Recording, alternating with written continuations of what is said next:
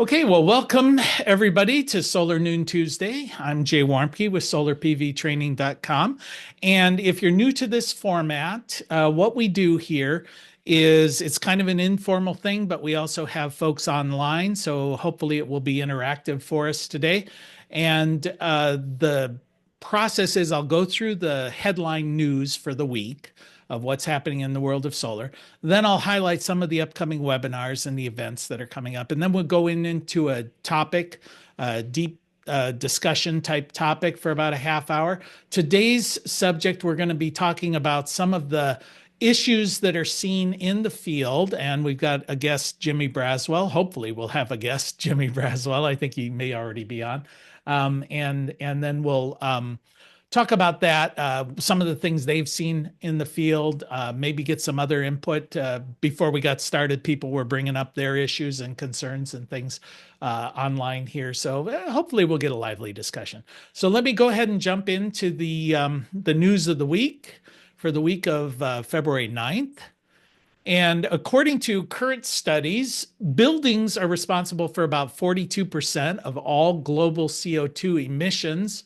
And the majority of these are from the electrical systems for things like heating, air conditioning, lighting. And data recently released indicates that we're at a watershed moment with global warming, where the global building sector's emissions have stabilized and are actually going down. From 2018 to 2022, they did stabilize. In 2023, they actually went down by about 1%. And are projected to continue to fall, according to the International Energy Agency. This achievement is particularly noteworthy where during this same period of time, about 320 billion square feet of new building space was added from 2018 to 2024, which is the equivalent of all building space within the United States. This was added globally.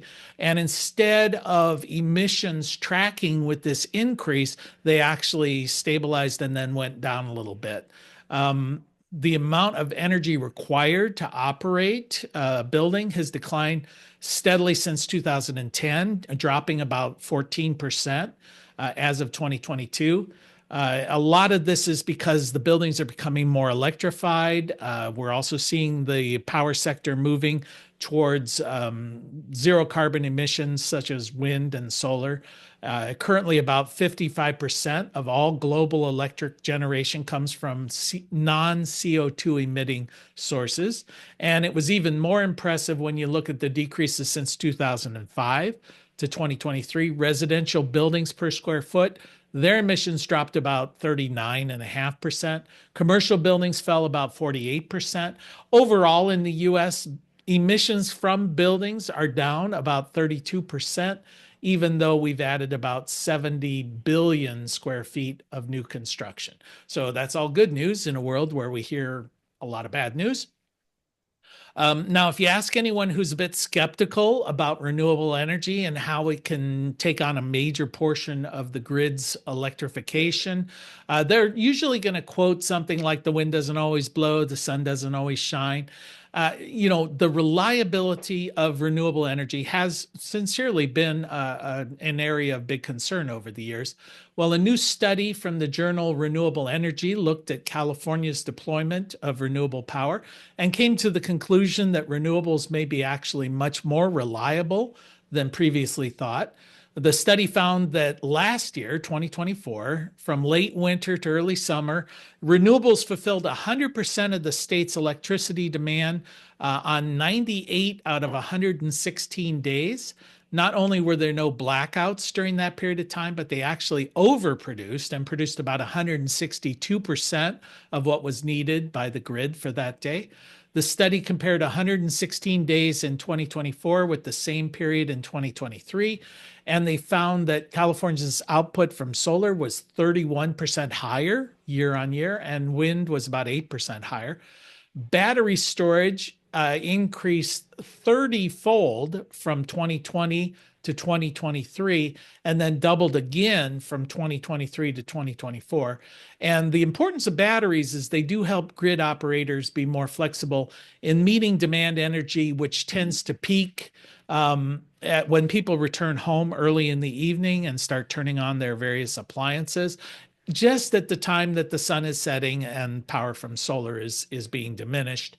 It should be noted in 2024, California got about 47% of all of its electricity from renewable sources, which is quite an accomplishment. Currently, Suniva is the only company in the United States producing solar cells. They recently restarted production of their monosilicon solar cell production facility in Norcross, Georgia. That had been shut down in 2017 when the company declared bankruptcy.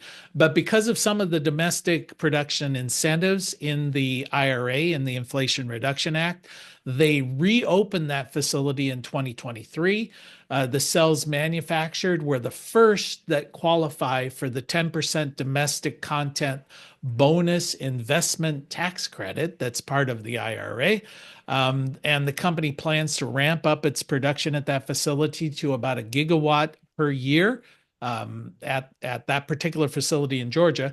But then earlier this month, ES Foundry opened a silicon cell manufacturing plant near Greenwood, South Carolina. That now is the second cell manufacturer. And make the distinction between cells and modules, because there are a number of module manufacturers in the US, but these are making the actual cells.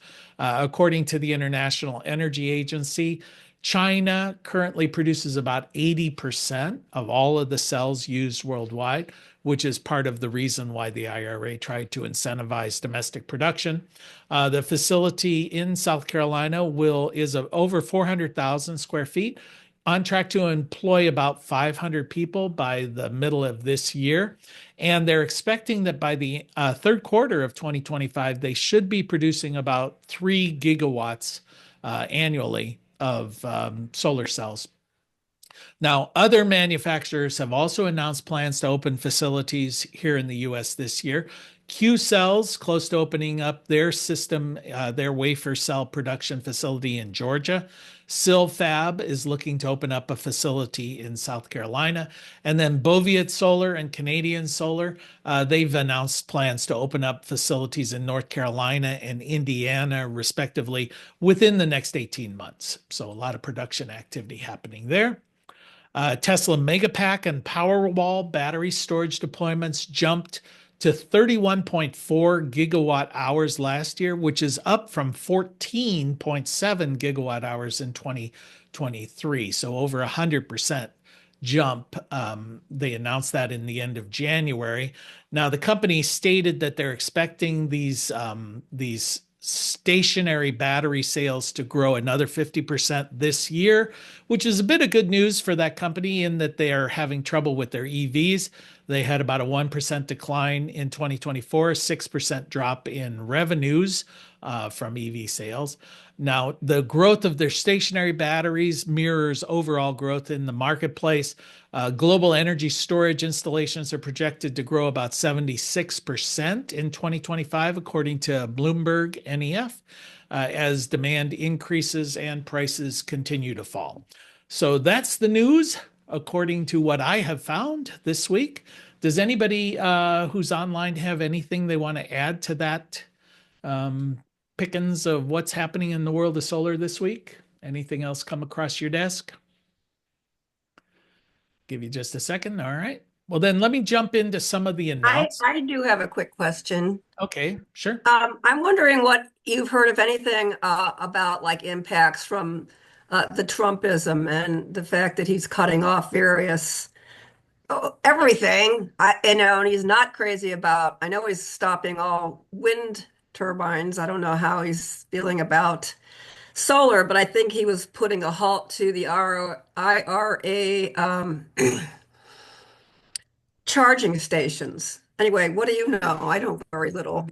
Yeah, it's one of those things where, the problem is in the midst of chaos, it's chaotic, so that's probably part of the whole point.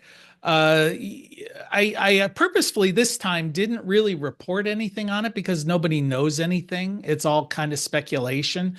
With as far as wind turbines in federal properties, the offshore wind, a lot of those areas are controlled by the federal government. Yes, they did just cut off permitting. They said, okay, we're going to put a freeze on permitting. So the wind industry has certainly, looking at suffering, but my guess is, the wind industry was suffering to begin with because the costs are escalating, the price of steel is going up, the comparative value of wind energy versus solar, they're kind of losing that advantage, and offshore wind is even more expensive. So they were already having some problems, and this is maybe going to set them back for a couple of years. Onshore wind, that's typically private property, and the federal government has very little to do with it. Although I did hear that the Army Corps of Engineers was stepping in, and if they had to give permitting because of localized waterways or things like that, that could cause a problem. Solar's been largely ignored, but there was discussion of freezing some of the IRA provisions. The problem is that was legislation, and all of the people that I've read, anyway, who seem to know anything, say that's going to require Congress. What Congress giveth, Congress must taketh away. It's not something that Trump can just say, I don't like it, so therefore it goes away. But Congress has been very receptive to doing sort of whatever. But again, we do have the Senate could filibuster. So there is that option. So it's all speculation, and I'm just as guilty as the next person of saying, doom scrolling and trying to figure it out. At the moment, everything has sort of its own momentum, and my guess is this is going to play itself out. I did see some interesting articles that showed that the trajectory of solar adoption was unchanged regardless of the party in power. It seems that the technology is going to drive this, and the rest is just smoke and mirrors and bluster, because you always talk about there's the red and there's the blue, but the green is really what drives it. And when there's money to be made, people's political ideology seems to go by the wayside. So I wouldn't worry too much about it, but if something actually concrete comes up, I'll talk about it. But yeah, Bill, you had a comment or something to add to that? Yeah, Marianne, yesterday was the announcement that steel and aluminum imports from Canada would be tariffed another 25%.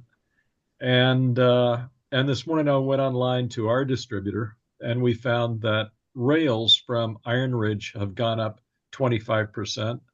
And they've also introduced a line of domestic content rails, which are also more expensive again. So so yeah, it is driving up the price of some of the components for sure. Mm-hmm. Yeah, I think we're going to continue to see that.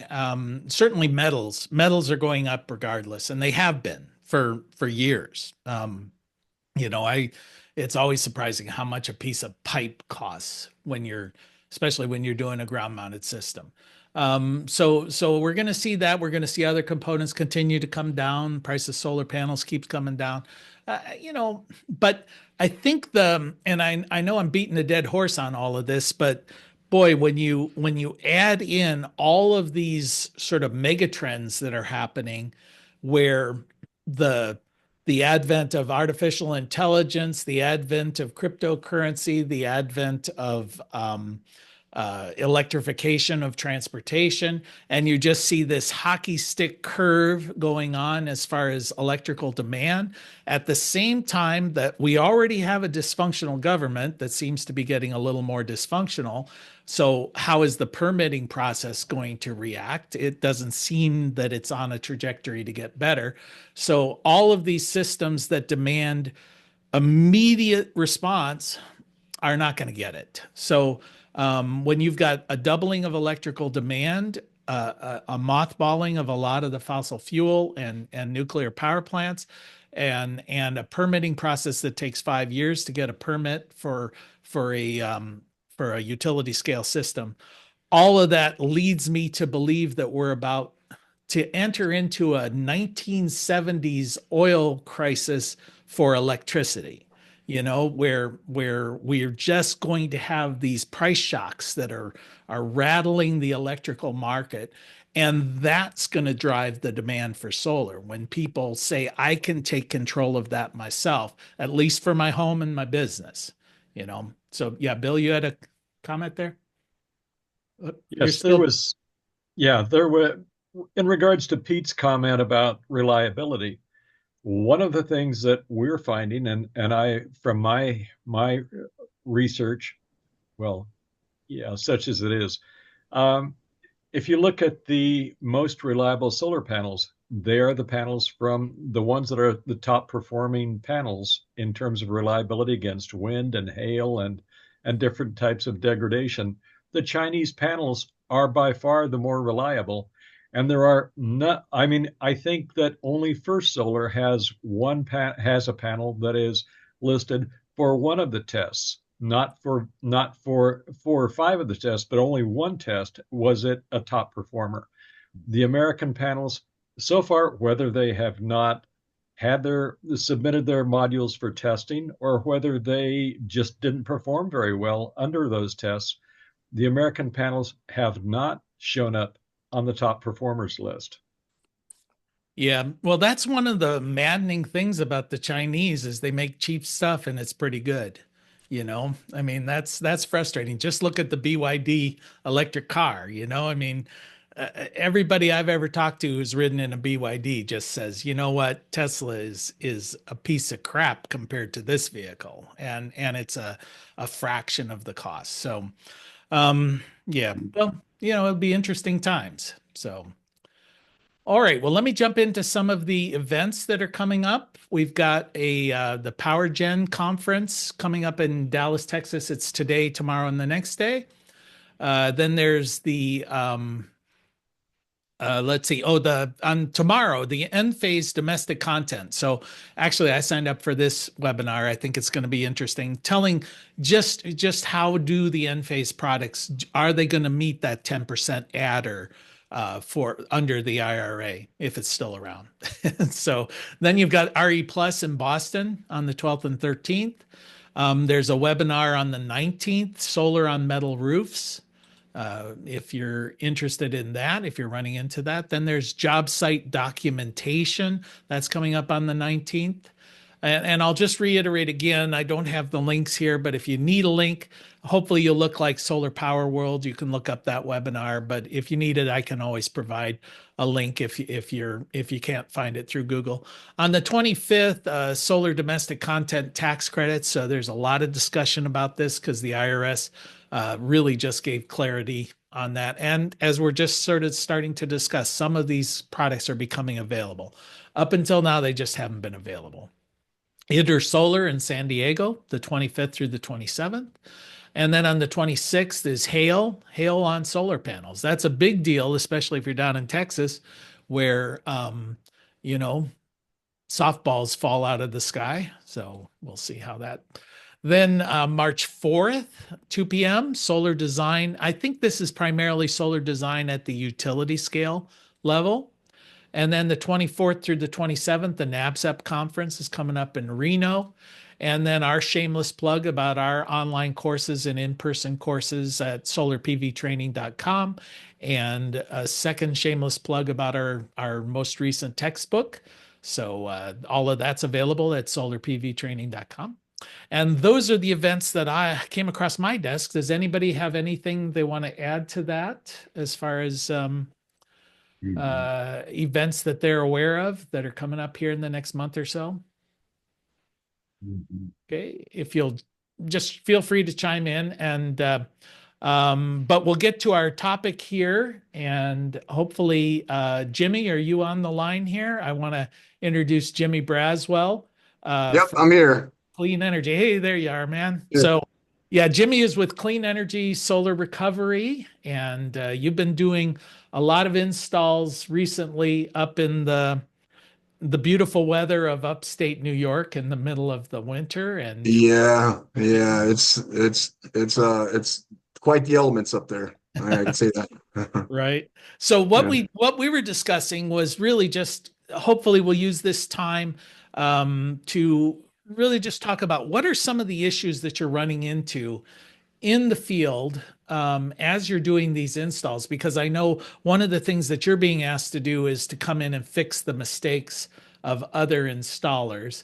So it's Yes. becoming a bit of a specialty of your group. So I think most of us maybe have been involved with residential systems or just a system on our own home. I'd be curious if we could just dive in a little bit about what you're seeing on some of these larger systems or even residential systems. So.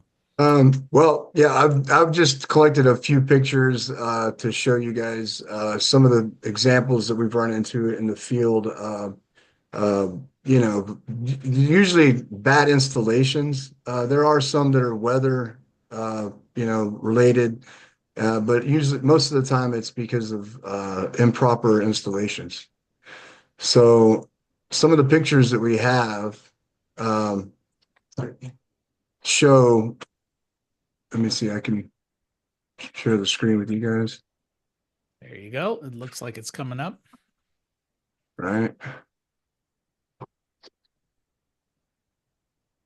Let's see what we got. There So you go. right here, this is residential, of course, but this is a little classic. They didn't use a slip joint at the meter. Now, this is something that we were responsible for after, well, not us, but as far as the original installers, because they tapped into this meter. So once you've tapped into it, you take possession of all of the problems that come with it.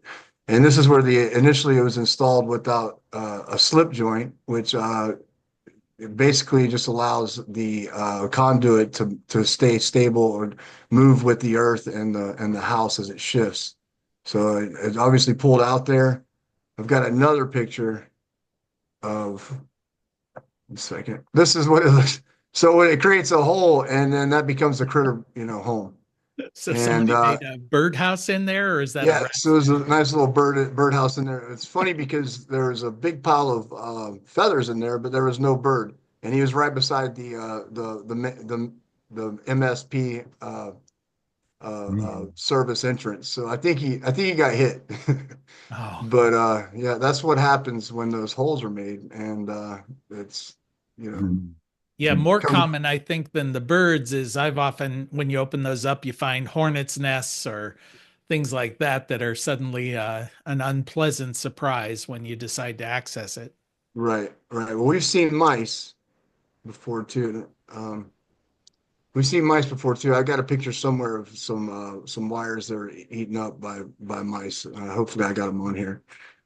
This is more commercial. This is a commercial site, and basically what it was the conduit wasn't bent properly, and it was pulling out of the inverters, causing leaks and things like that. So that's something we ran into. We had 50 inverters, and we had roughly two pieces of conduit at each one of them to rebend and set right. I wish I had some finished product pictures of it. I don't think I do.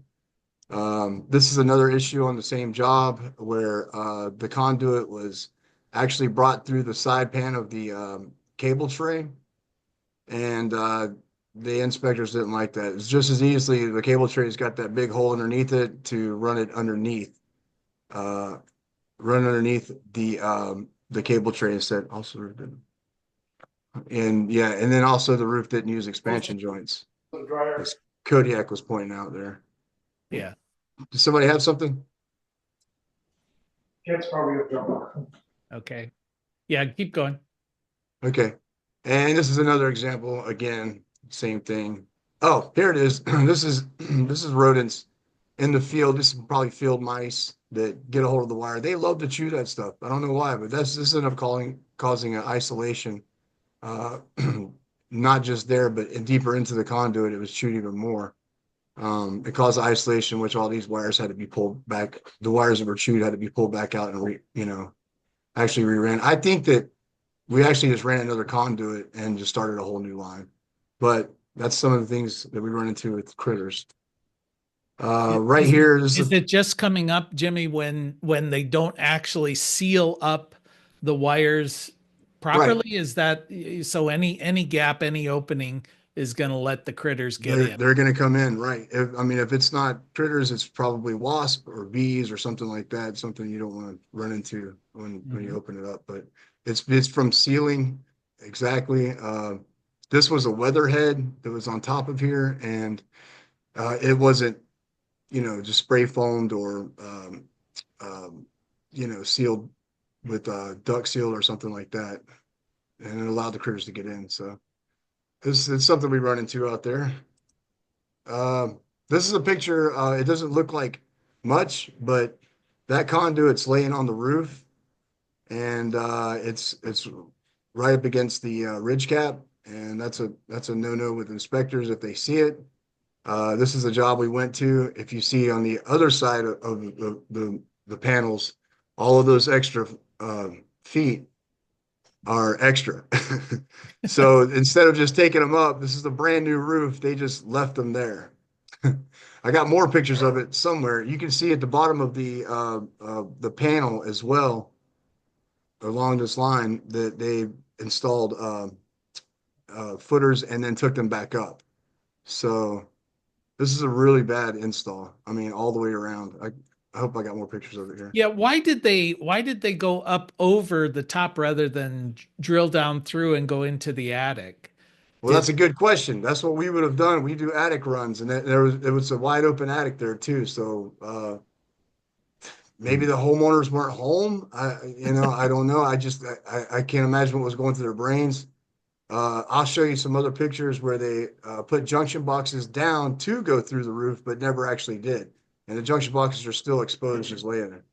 So let's see if I can get on with it here a little bit. This is the same job without sealant.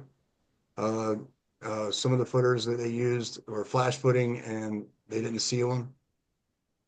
Let's see here. Is that footer even bolted into the rafter? It looks like it's floating a little. No, it's bolted in. It's bolted in, but it's not taken all the way down. So they more than likely missed the rafter there. We're not done with this job yet. We just started visiting it. The inspector has requested that the entire array be moved to allow for setbacks. They didn't include those in when they installed it. So pretty much that whole array on both sides of it, and I'll get to more pictures of it, has to be taken down and detached and reset to where it needs to be with, of course, pictures with the tape measure showing that there's an 18-inch standoff on all ends. Okay. Yeah, somebody in the chat just raised the issue of the disconnect, and I'll just interrupt you there for a second, Okay. because they're saying Sure. they think it's a local issue, but typically the NEC does require that there be a disconnect within 10 feet of the service entrance, so to speak, which is normally the electrical meter. There are some other requirements of that, but that's not usually a local issue. That's going to be a national NEC issue. And and that's something they're going to look for sure. I mean, if you don't have a properly installed disconnect right there within sight, within 3 meters of the meter, somebody's going to call that to your attention. So I believe there's the other way around that is to have a plaque installed showing where the meter is. Or If where the it's more than disconnect 10 where the disconnect is. I'm sorry. Yeah, It's we've more than run 10 into feet. that before, because there sometimes are issues where you just simply can't put the disconnect, or you don't want to put the disconnect within 10 feet of the meter. For a good example of that was at a school, I think it was up in Worcester, where the meter was right next to the front door, and every high school kid walking into that building, there would be a Had access. disconnect, and you didn't want that accessible disconnect right there where every single day someone's going to turn off the solar array. So you just put a Right. little sign saying it's tucked around the corner. Sure. This is that same job. No sealant again. That's actually a junction box. But they didn't use any kind of sealant. They did. I mean, they didn't bolt it down, but they did use sealant. That's what it was. Yeah. So it was a mess of a job. Oh, here it is. So they actually put the junction boxes down, of course, in the wrong place. they left them and they didn't drill through because they ran conduit over the top of the roof. So they had a junction box in place. I can't imagine what was going through their brains when they were doing this, but they had a junction box in place. I don't think it's properly cut in. Usually it's cut a little bit where the V is or the arches of the junction box and slid into place. So it's not actually where it needs to be. Yeah. But they did bolt it down. You can see they 1, 2, 3, 4, 5, 6, 2, 4, 6, 7 times. Yeah, I know So that that looks like a Solidec, and I know it is. Solidec recommends that where you lap the shingles, that the junction box also actually stops maybe a quarter of an inch um, Right. above that lap, so that the water Right. runs down properly. So it should have been up at least Yeah, they three, didn't four cut it inches. in. Yeah, yeah. They didn't cut it in. And then of course they left those footers there at the top of the picture. This is all just wide open exposed. Still is. We're still working on it. It's a work in progress. Well, at least they're consistently bad. Consistently bad. It's very true. Yeah, and here's another example of the footers in the wrong place. I Mhm. have no idea why they're there. There's no panels going there. So, Mhm. but this is just the picture of the railing. I just want to show you that they didn't cut off the rails. It makes it look just so janky when the rails aren't cut and they're just hanging out of the side of the panels. Mhm. So this, to them, this was a finished job. And Jeez. you can't see it. I think I do have another picture, but up there at the top, where the wire's running on the railing, that's actually Romex. This is an Enphase system, and they use indoor rated Romex on the roof Yeah. because, yeah. Yeah, Jimmy, Peter has a question for you here, I think. Okay, go ahead, Go Peter. ahead, Peter. Yeah, Wisconsin used to have rebates for various solar installations, but they all required aluminum flashing that tucked into or tucked under the row of shingles above it. So regardless of whether those feet are being used or not, they need to be flashed, at least in Wisconsin at one point. And they Okay. specified specifically aluminum flashing, that galvanized flashing would not get one the state rebates. And that's only because Wow. you can't really glue onto a asphalt shingle and have it be watertight. And even if you could, they move around over the years and they crack along the foot, and then you Right. have a leaky roof. Right. Absolutely. Yeah. And that is something with the halos and the pucks that we have now. They've got several different kinds. So Pegasus makes one that as you tighten it down, the Chem Link that makes the sealant comes out of the actual bottom of the puck and seals it. I'm kind of with you. I don't totally trust it. I haven't seen like really long term on them because they're kind of a new idea that's just been going around. But I you know I'm not convinced. I'm not totally sold on it. We still use Iron Ridge flash butters, so Hmm. um, yeah. But Yeah, what I was saying at the top of the picture there, that Romex outdoor for outdoor indoor rated Romex. It's just I can't believe they did that. I mean, they must not have had any Q cable at all. I don't know. They were trying to get by cheap. So it was a really bad install. Yeah. There's another picture of the Romex. Did they smash that ceiling vent too? Yeah, they did. Somebody stepped on it. Yeah, Jeez. yeah. This is one of those installs. Here's a picture of. It's actually a nice array. It's real nice. The it's got critter guard all the way around it, but where I circled the picture right there is where the Q cable is brought from one panel to another. So even though it's got critter guard, that cable's wide open. It doesn't really, you know. Anyways, the inspector called it on that. We went back and fixed it. Hmm. Here's more of the footers. Same picture. Okay. This is the junction box laying on the ground with EMT coupling coming out of it instead of a gland Heiko or some kind of squeeze gland connector. They just used an EMT coupling or connector. Oh, so that And it's then wide open, huh? it's wide open, right? It is. And also they use more Romex coming out of it. Is that an Iron Ridge junction box that's supposed to be rail mounted and they just left it on the They deck? just left it on. That's it. Yeah, that's exactly what it's connected with a clip, but it's not really, it's still laying on the roof. Yeah.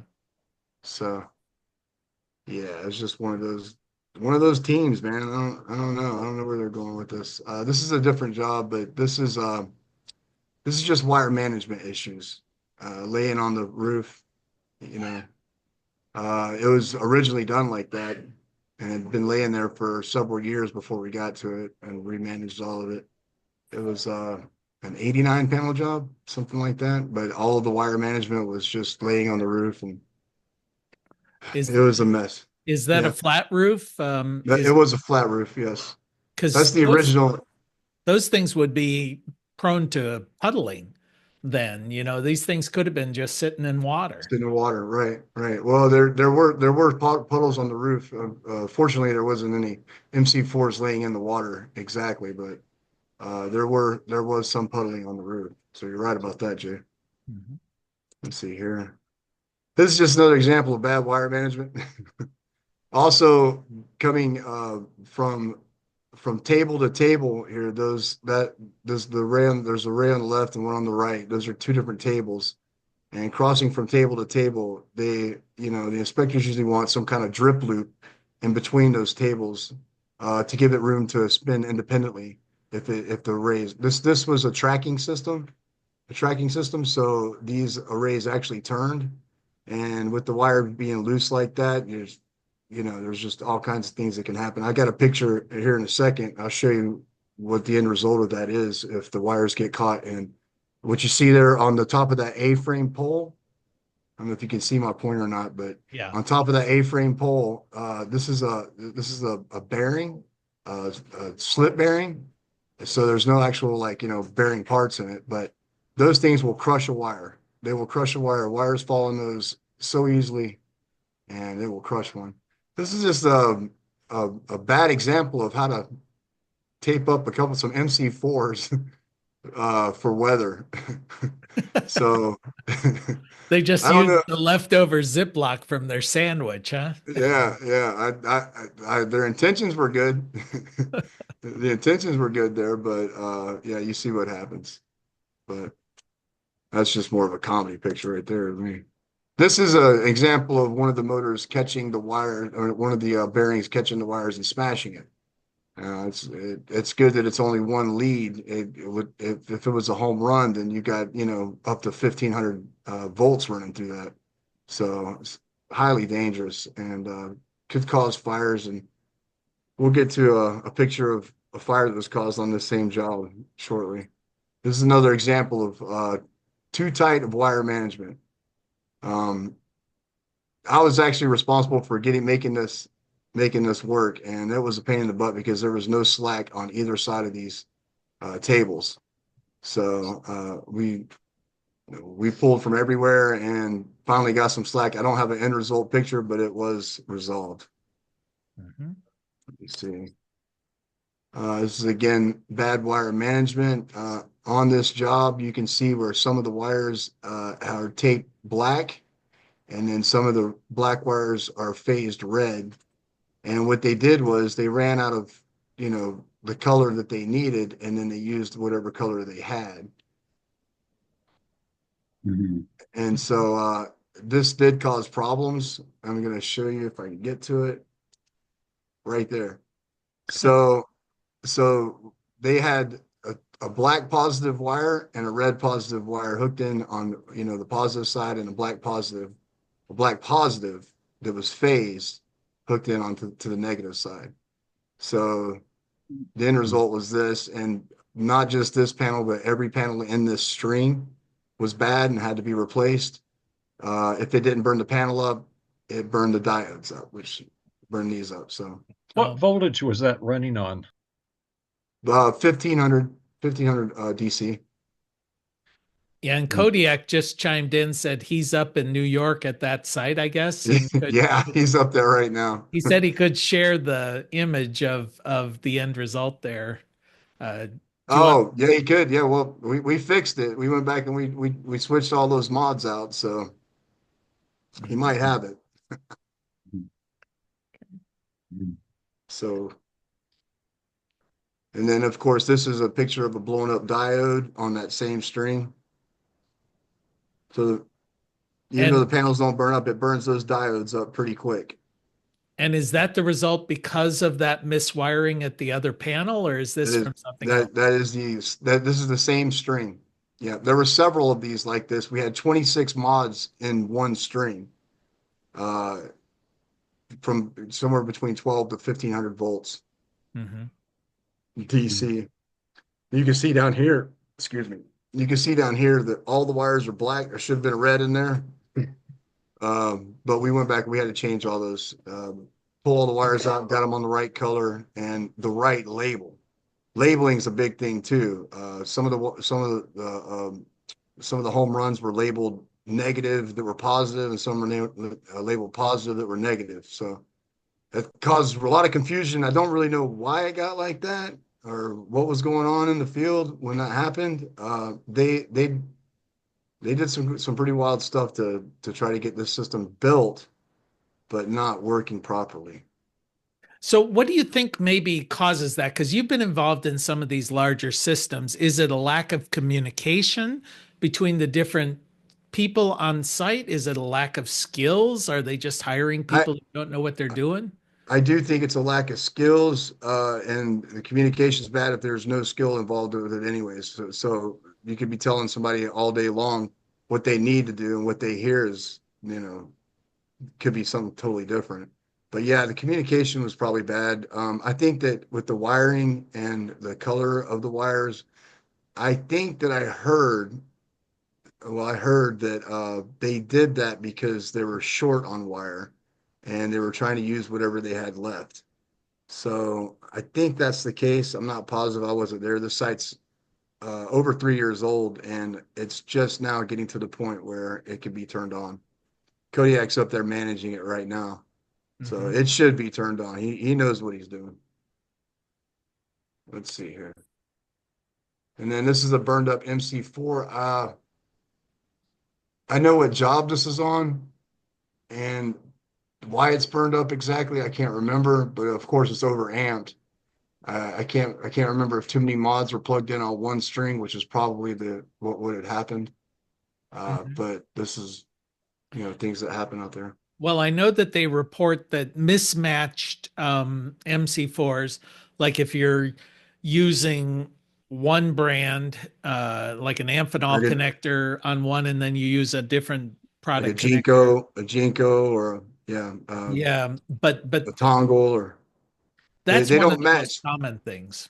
right? The MC4 matches with one other. I think I it's have a Straub or Yeah, Strobel. Straub. That's who. Yeah, that's the original MC4 is Straub, right? Yeah. So So, Yeah, that's a big deal. In fact, I was surprised when we were up there at that utility scale. I thought it was interesting that they do sometimes attach an extra MC4 connector to the back of like the the odd solar panel. So you got right, the right ones there to do if you got to swap out. right, but sometimes that depends on the size of the wire. So some of those MC4s or Trinas, I think that's the ones you saw, the Trinas. They come with MC4s that are made for 10 gauge wire, and we'll be using 8 gauge wire. So it doesn't crimp on the same way. You have to use a different ferrule Uh-huh. that's on the inside of the connector, that's made for a number 8 wire. Yeah. Let's see. And then this is a picture. This is end phase female male uh, Q cable adapter. And what happened here was there was no rubber gland. There was no rubber gland to hold this on the inside, and you can see how long the MC4s are made up, and it looks like that they crimped it with their linemen's or some dikes or something. So it's not a proper crimp, and it just pulled out, and it was laying just like that when we found it. Hmm. So it was a pretty easy fix because it revealed itself. But Yep. let's see here. This is just grounding. One of my guys on the job, he was showing me that the system wasn't grounded where anywhere the grounds came out, they were just tucked underneath the. This is that same install that I was showing earlier. They never hooked the ground up. They just pulled the ground wires and stuffed them underneath the panels. So yeah, you really need to investigate your installer. And here's that Romex again. This is such a crazy picture. You know, At there's least they stuck it no in. They grounds stuck it in attached. EMT there. At least, of course, Yeah, it it's sticking in EMT without any kind of coupling or anything like that. It's just poking out of there. It's just love. And then this is a picture of, okay, so this would be the first means of disconnect. This green screw is a real questionable screw. It's the first means of disconnect that's bonded. So there's always a question of, do I leave the screw or do I take the screw? And when the screw is in, it bonds the system to the ground, which is this back here. This is actually not right because there's no ground coming from this way. And let me see what else was. Oh yeah, there's no bonding bushings on either of these. The inspector, I think, let us get away with not putting a bonding bushing on here because it made its piece of seal tight. But we did put one on here. I think I may have a picture of a finished product.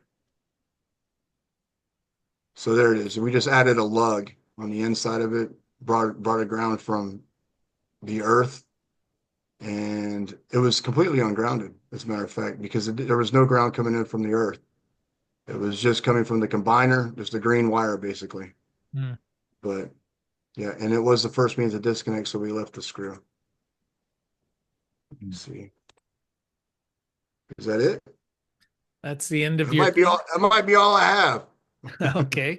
Well, that's good because let's open it up. Yeah, if you just stop the share there and let's go ahead and open it up for questions and from the group or other horror stories that you want to share. So does anybody here? Come on, solar nooners. There you go. Yep. So who has a horror story they want to or a question you want to ask Jimmy? So let's see. Oh, somebody's phone died. They said, "Yeah, Peter, go ahead." Yeah, couldn't they guide us as far as which MC4s are compatible with which MC4s? Because Let's apparently see. that's not the standard we thought it was. I think that I have a chart here. Oh, excellent. Yep.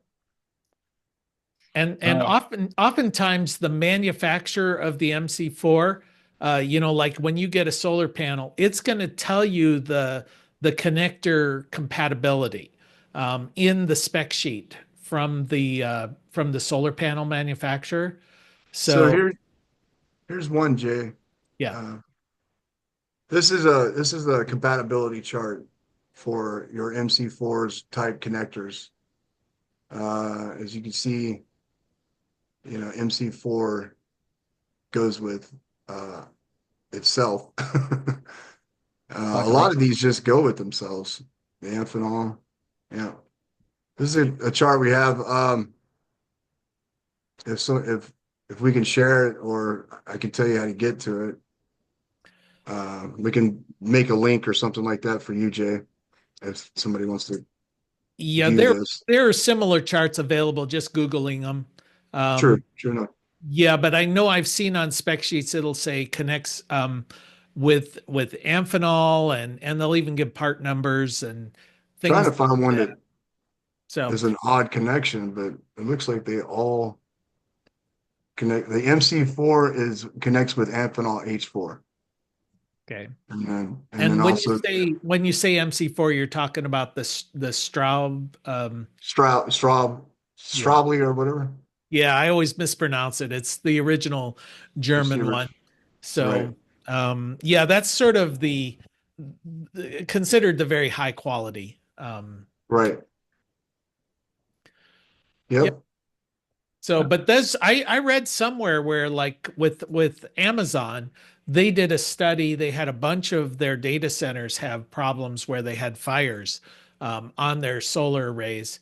And most of them were traced back directly to mismatched MC4 connectors, because they'll start to get arcing in there, and then that can cause a fire.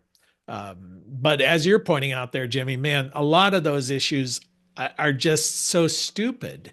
You Right. just look at it and you just go, how on earth did someone walk away from this? I can understand somebody making a mistake or getting the wrong connector or getting a wire pinched somewhere, but to just walk away from a job like that, that is just so bonehead stupid, is amazing to me. Sure. Yeah. Some of the mods. Oh, go ahead. Somebody had a question. Yeah, I had a quick question. Who pays for the repairs that you do? Unfortunately, that depends. But it's usually the owner of the system. Unfortunately, a lot of these companies are fly by night. I don't know. I'm not sure exactly what scam they're doing.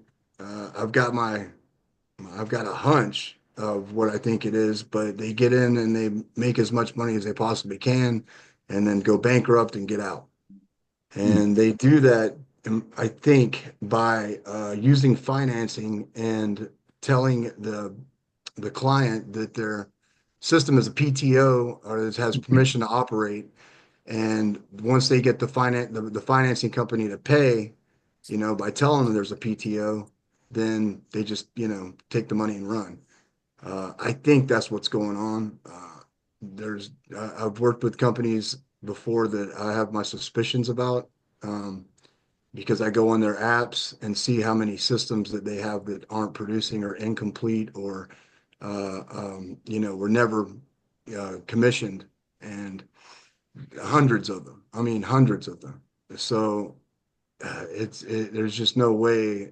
I mean, the only possibility is that they're making their money somehow at the very beginning and taking off. So they don't really care about the install. It's just on the roof. They can take a few pictures, say that it has PTO, get their check, and go to the next one. So I think that's what's going on.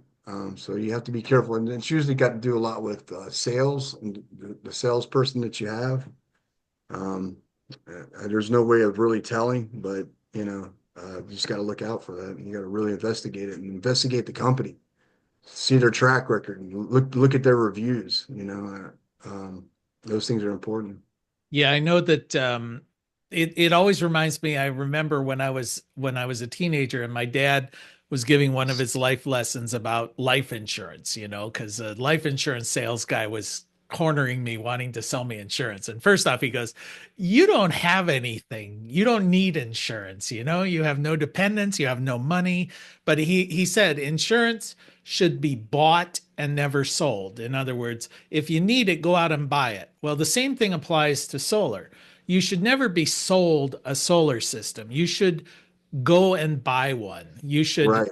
You should find a person, research, find a reputable. But when somebody comes knocking on your door to sell you solar, just run the other way, because you're going to have a bad experience, and those are the guys you absolutely want to avoid. And when those guys go out and sell these systems, then they do a low bid out to whatever Yahoo, two guys with a ladder and a pickup truck, and they slap it on there, and then they're on to the next victim. So, Yeah. hire someone reputable. Yeah. They find these guys that come in for like 20 cents a watt, which is probably about, 1,500 to a standard install, 1,500 to $2,000 for them to install this. So they're not trying to care about the system or install it correctly. They're just trying to get it on there and get out of there as quick as possible, because they're not making much money, and somebody's gonna do it. But well, Well, and Jimmy, you and I have spoken about some of the things these sales guys will tell the customers, like, "Oh, this thing will produce power at night. This thing, oh yeah, you get the UV. yeah, infrared. That's what the guy told me. He said, yeah, he told me it was infrared. I was like, man, if it was infrared, it would produce at nighttime under the moon. I mean, Yeah, so they're just telling they them, came out with that yet. yeah, Yeah. telling them whatever. Oh yeah, Another thing, That Oh, was good. somebody just mentioning about certifications like NABCEP or ETA. That's always good, but it's like one of the issue with certifications. Oftentimes, you don't know if the installer at your site has the That's it. certification. Right. The Somebody, company might have one or two guys who are certified, or maybe they used to and they quit because the company is crap. So yeah, that's one thing to look at, but Better Business Bureau. But the better thing is to just ask someone who had solar installed and just ask them their experience, and do the research. Find and don't if somebody shows up and they say, I want you, could you give me some references? You know, don't do it that way because they're going to give you references of their college roommate who's just going to lie to you and say, oh, yeah, he's great, because, you have to find these references independent of the person that you're researching. So, yes. Yeah, I think that's the key is to really know who your installer is. Again, reviews tell everything, some of these companies have great websites and they can show some pictures of jobs that they may have installed. It's just questionable, but when you go in and read those reviews, people don't lie. They're willing to give you a bad review if it's bad. So and not all